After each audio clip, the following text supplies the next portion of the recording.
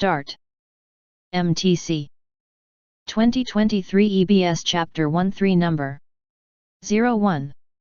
The sociologist takes a scientific approach to social life. There are long-standing arguments within the field, however, about how the word scientific should be interpreted. Some argue that sociology should aspire to be as close to the natural sciences as possible. For them, the best sociological research is highly quantitative. Others, including myself, take a more relaxed view. Quantitative research is indeed highly important, and there are some areas, such as the study of social mobility for example, where it is indispensable. Yet there are at least as many contexts where the intensive study of a few individuals can yield insights that no amount of number crunching could reveal. Very often the two approaches in fact need to be combined. For example, to properly understand social mobility we need to study the phenomenon statistically but also inquire into the personal experience and attitudes of the individuals involved. 2023 EBS Chapter 13 Number 02. Pursuing too challenging goals can be destructive and produce unethical behavior in teams. It encourages risk-taking behaviors that can damage the team and its mission. For example, two leaders of a team climbing Mt. Everest in 1996 pushed through risky weather conditions to attempt to summit the mountain, a decision that led to their death and the death of 6 clients. 19966. Overly challenging goals can also motivate unethical behaviors, like misrepresenting performance and cheating. Wells Fargo, one of the largest banks in U.S., was fined $185 million for the unauthorized creation of 2 million bank accounts, brought on from the high performance expectations of sales employees. Wells Fargo 218,500. In addition to the damaging consequences, when a team repeatedly misses its goals, members become embarrassed, begin to blame one another and outside factors for problems, and may refuse to commit to goals in the future. This can erode the group's confidence that it can ultimately achieve its mission. 2023 EBS Chapter 13 Number 03.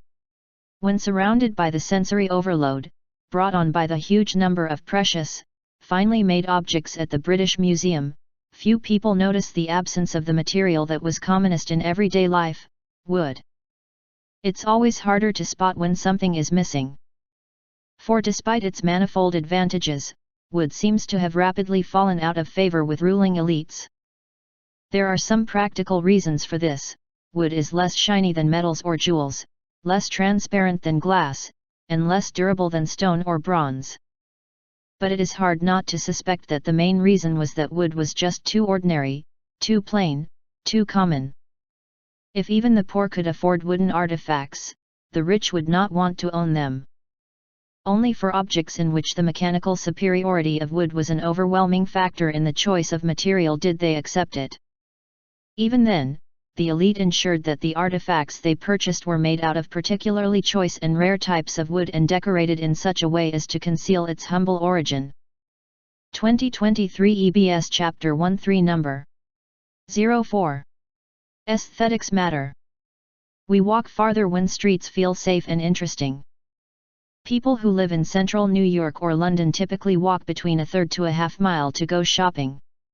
New York-London 3121. That's a 4 to 10 minute stroll. 410. Even in Montreal, with its freezing winters and sweat-soaked summers, people reported walking about a third of a mile, 6 to 8 minutes, between shops, bags in tow. Montreal 3168. The numbers are almost as high for people arriving at enclosed shopping malls, which mimic the downtown experience, at least once you're in the building. But dump us in a vast parking lot surrounded by monotonous big box outlets, and our inclination to walk evaporates. Even when equipped with shopping carts, people won't endure so much as the 3-minute stroll between retailers. 3. Researchers observed that a third of the shoppers at a big boring shopping center actually parked their cars 3 or more times during one visit. 3.1. They just hated trudging across the asphalt desert. It felt ugly, uncomfortable, and unsafe. 2023 EBS Chapter 13 Number 05. While the globalizing medium of television helped Fédération Internationale de Football Associations, FIFA, penetrate markets all of the world, it met with resistance in the USA. FIFA. The obvious reason for this is that the United States is well served with mainstream sports and has little need for another. The USA also tends to opt for sports played only on a limited scale elsewhere. American football, baseball, and basketball are unassailably American, and international competition is relatively meaningless. But there is also the particular problem soccer presents for television, which is driven by advertising revenue in the USA. Soccer is a flowing game divided into two 45-minute halves with no timeouts or structured stoppages. 4-5. The failed North American Soccer League of the late 1960s to 1970s experimented with artificial delays in play to accommodate television commercials, but the result was unsatisfactory. 1960-1970. In countries where soccer is played, commercial television companies have to content themselves with commercials before and after the action and at halftime. 2023 EBS Chapter 13 Number 06. The question of whether fish feel pain and respond to stress as we do has been an issue of heated debate.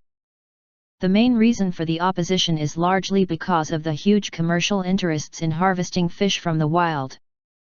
There is no doubt, however, that fish are highly intelligent animals and their behavior suggests they are sentient.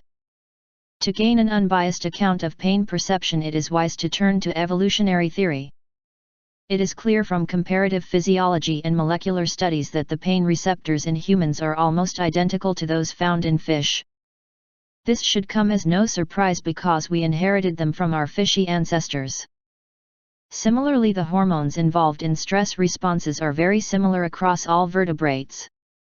It would be fair to conclude that pain and stress in all vertebrates is a very similar and highly conserved phenomenon.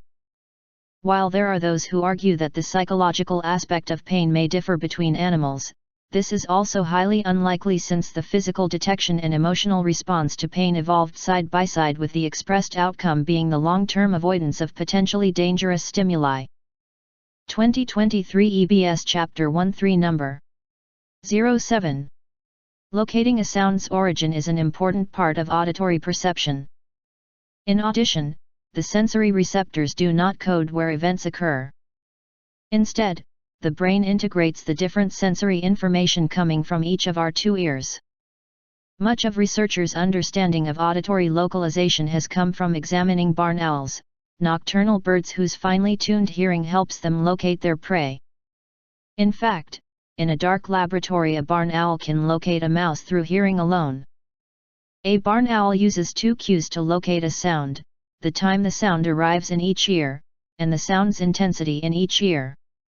Unless the sound comes from exactly in front or in back of the owl, it will reach one ear first.